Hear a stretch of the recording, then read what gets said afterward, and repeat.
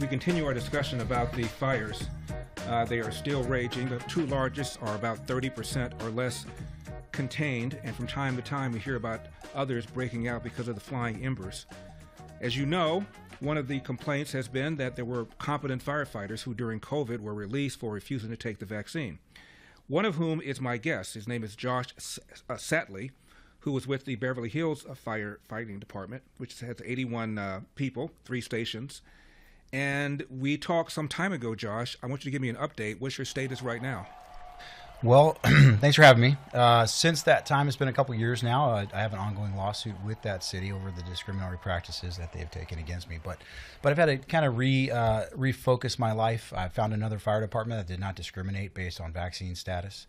I've been at the department now for almost 2 years. I'm really happy. I'm working on the promotion process. Try to rebuild my life with my family and my wife. It's been very stressful. You've got 4 kids. 4 kids. It's been difficult. There's been a lot of changes. And anytime you start over midway through your career at 40 years old, it's got its challenges. But I'm grateful for everything that God's given us at this point and look forward to the future. Josh, the science now pretty much supports your unwillingness to take the vaccine. Young people didn't need to take it. Healthy people didn't need to take it. It's got some adverse consequences now, and they repealed the mandate. How does it feel to be vindicated? That part feels good, but yet I haven't received a phone call from Beverly Hills apologizing. I haven't received a phone call from friends that I've lost over there over the same issue. And so it feels good to have the science and the law finally catch up with me. But I'll feel vindication, I think, here in the future when I win my lawsuit and, they're forced to view that. I think that would be good. Well, I'm feeling your pain. As you know, I ran in the recall election. I think that's when we met, wasn't it? Absolutely. And I got interviewed by CNN for about a half hour, and I was called a vaccine denier. And I said, look, I'm not denying the vaccine. I'm saying that people ought not be required to take it, that young people are not likely to contract it. If they are, they're not likely to get really sick. If they really get sick, they're not likely to be hospitalized, and they're certainly not likely to die. They ran that part without editing it. And then the voiceover guy was named Joe Johns. He said, but that's not true. According to the CDC, blah, blah, blah, blah, blah, blah, blah. Now, everything I said has now been proven to be true. I got no apology. No, CNN didn't call. Now, you were one of 115 or so firefighters who were either released or put on paid administrative leave, Beverly Hills and L.A.? So, yeah, if you combine us together, there was quite a few of us. I was the only one at Beverly Hills that ultimately got fired and put on unpaid leave. And why was that? Well, who'd you take off? That's a great question. I've been trying to unravel that for the last several years, but essentially what they did was they put us through religious exemption process, which it should just be filling out a form saying that you're exercising your religious rights. However, they hand selected a few to be denied. There was about 8 of us.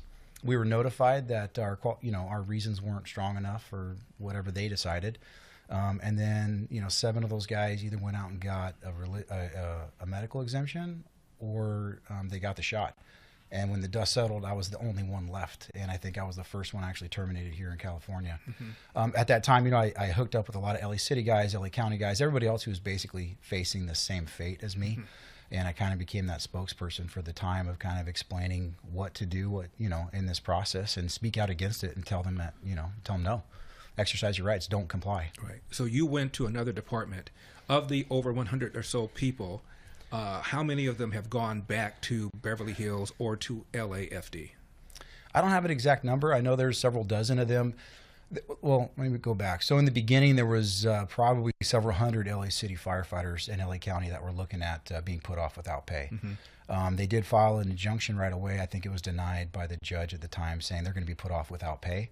And a lot of guys couldn't financially, shoulder that burden, so they went back to work. So at the end, there was maybe less than 100 or so, and then that number dwindled down as they could fill out an exemption and go back to work at that department.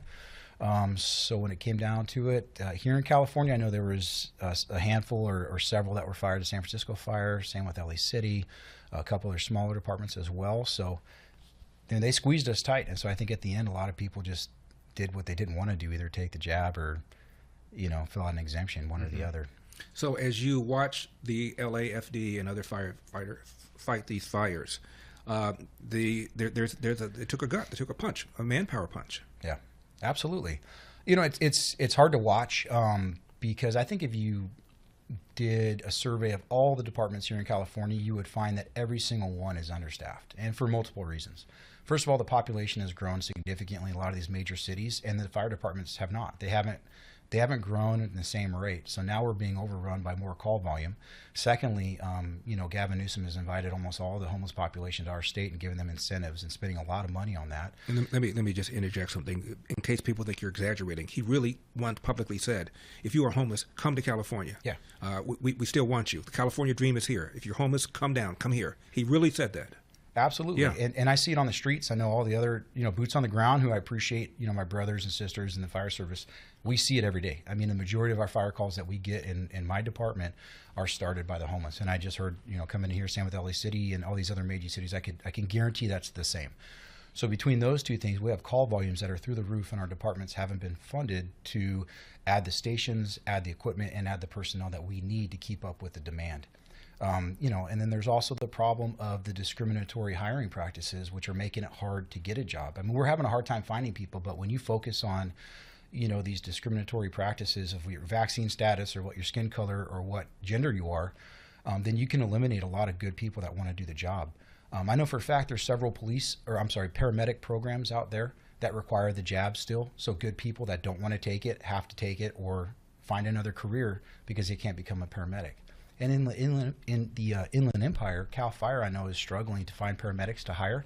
And so several units out there are having to actually downstaff to EMTs, which is a lower grade of medical training, and they can't staff that. So that's dangerous for public safety, where in my career, that's our number one goal is public safety. And I think lastly, I'd like to just say that most management, I would say, is out of touch with what really needs to happen, and that's public safety.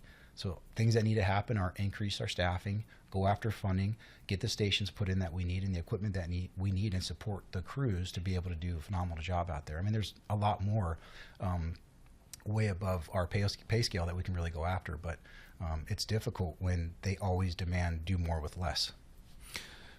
Are you surprised at the damage and the severity of these fires and how quickly these fires have destroyed some 10,000 buildings? Are you surprised? Well, look, when you get topography, fuel, and weather, when those three things align, it creates a colossal storm, and there's nothing that can be done to stop those fires. However, there is a lot of mismanagement on the front end of things that I think could have helped prevent the total loss and devastation that we've seen. From brush clearance, water systems, all those different things, staffing, all those different things that really could have given us the best chance to combat those. And I think that we could have had a better shot and better outcome if we had those things in place. There was a proposition that voters passed, Proposition 1, back in 2014, to spend over $7 billion for water infrastructure, things like reservoirs, raising dams. From what I can tell, virtually nothing's been done since then. Yeah, I mean, I would agree with that. I mean, I haven't seen it, on my level. I haven't seen an increase in those things that really help our services. I know water systems typically, they're a grid pattern, and when you draw a certain amount of water from them, then you deplete the whole system. And so all those guys out there on the front lines trying to do the best that they can with what they have, it just wasn't enough. And it comes down to the foresight of funding from the state and city and local levels to increase and fix those systems. LA City, I think, has a water system that's 100 to 200 years old and is probably crumbling underneath the streets. In fact, several years ago, I know when I was still at Beverly Hills, they had one just implode at UCLA campus, flooded the parking lot and everything, and those things happen because they're just so old and outdated. Mm-hmm. We have enough money, though, to provide taxpayer-funded health care for illegal aliens. $2.8 billion, I think, the last expansion I just now saw. Talk to us about the San Ynez Reservoir, the one that apparently was empty. Yeah, I mean, I think that's completely unacceptable.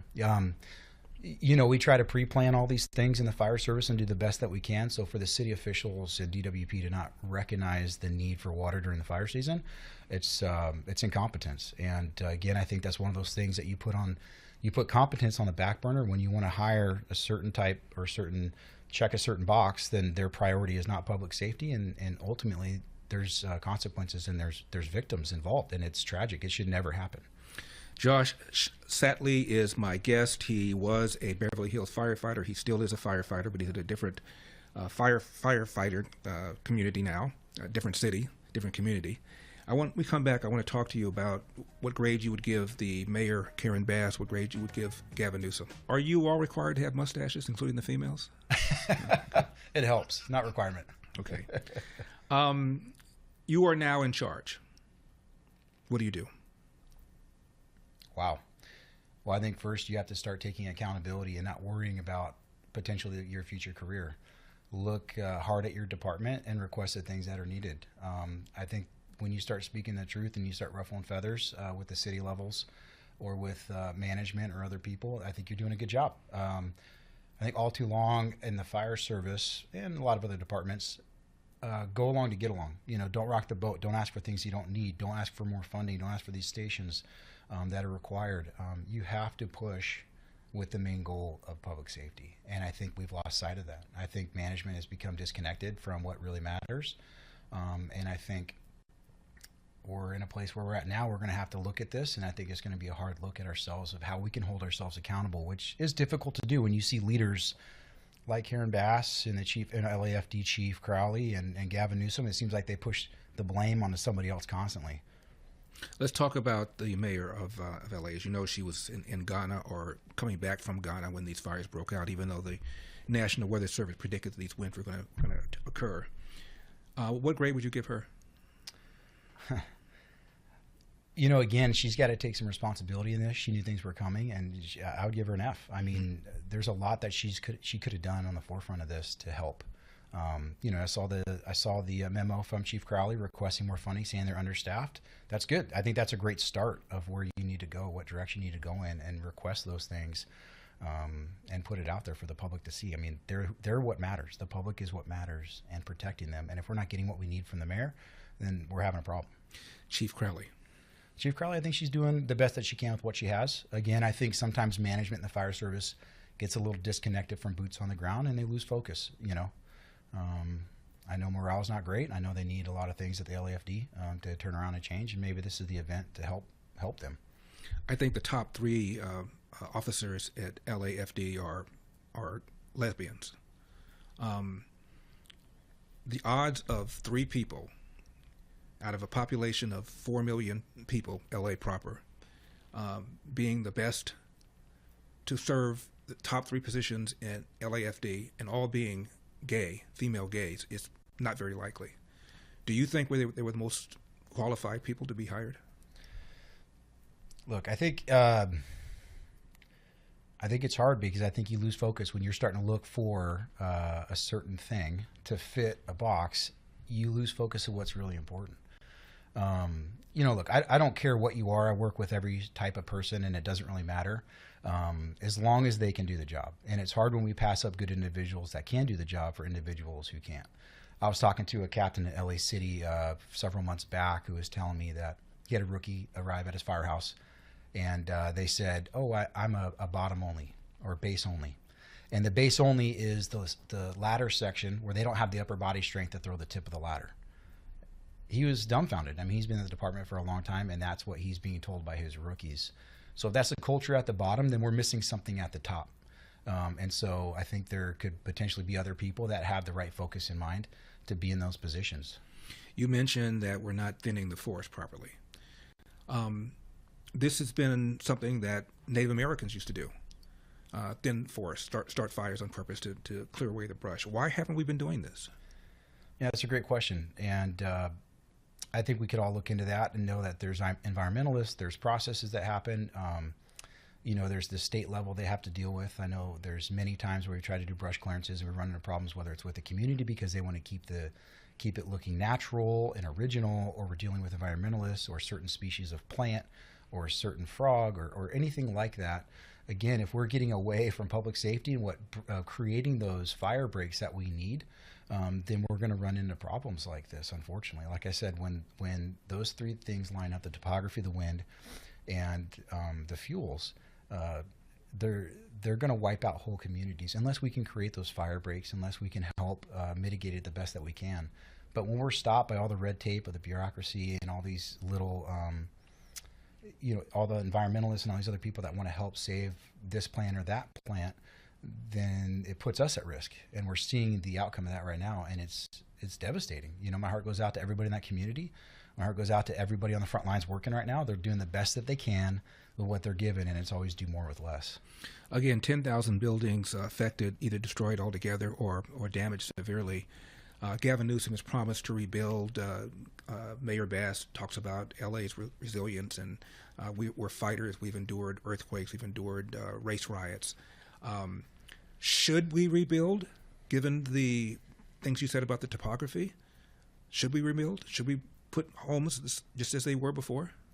Yeah, I mean, I think if we take the proper steps to help mitigate those and get our brush clearances, I think that there shouldn't be a problem with that. But if they're not going to allow that, then yeah, it does make it dangerous when you build a house with a wildland urban interface where you're nestled into these hills with brush that hasn't been cleared for 30 years.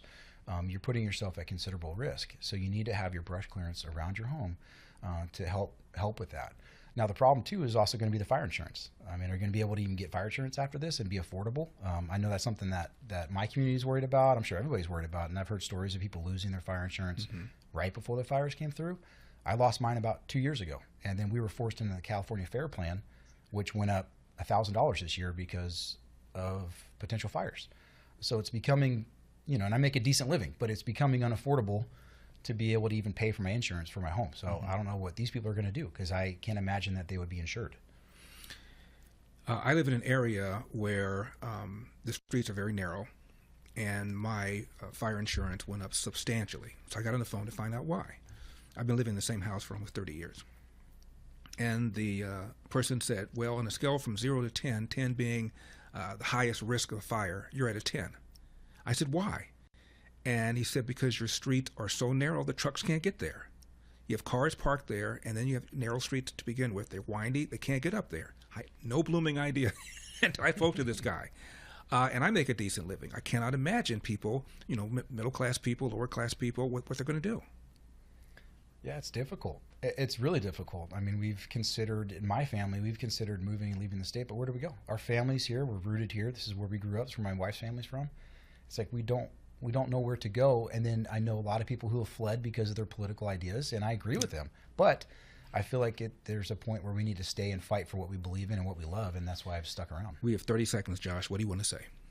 Well, I just want to say, the people on the front lines are doing the best that we can. It's hard. I hope that management is listening to this and understanding that we need to get back in touch with what's important, and that is public safety. And that goes at the top, even in Gavin Newsom. And I hope that we can get the turnaround that we need in our state through those who maybe have voted for some of these policies. Maybe they changed their mind. Same with those who supported all the COVID policies and all these other ideologies that don't really put public health first. And if we can turn that around and get the right people in place, I think we can save our state, and it'd be a place we all want to live. Josh Zatley, thank you so much for what you've done for your community, for being out there for us. God bless. Thank you. Thanks for having me. Thanks for watching these clips from The Larry Elder Show. If you enjoyed this content, be sure to subscribe to my channel and hit the bell icon so you never miss a moment. More thought-provoking discussions are just a click away, so stay tuned, and we'll see you in the next one.